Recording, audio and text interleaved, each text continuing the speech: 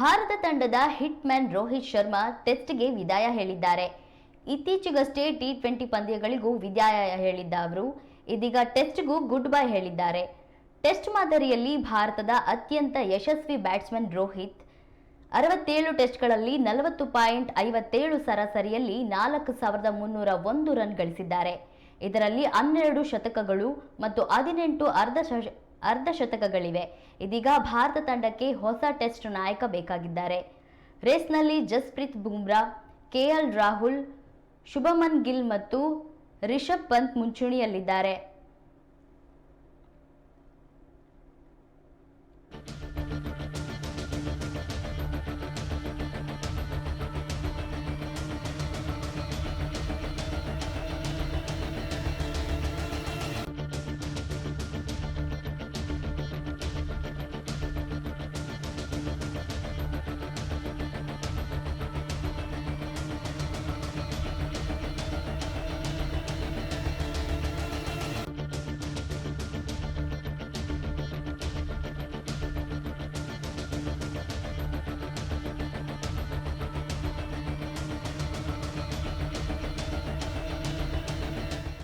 ರೋಹಿತ್ ಶರ್ಮಾ ಒಳ್ಳೆ ಬ್ಯಾಟ್ಸ್ಮನ್ ಅಷ್ಟೇ ಅಲ್ಲ, ಉತ್ತಮ ನಾಯಕನೂ ಹೌದು.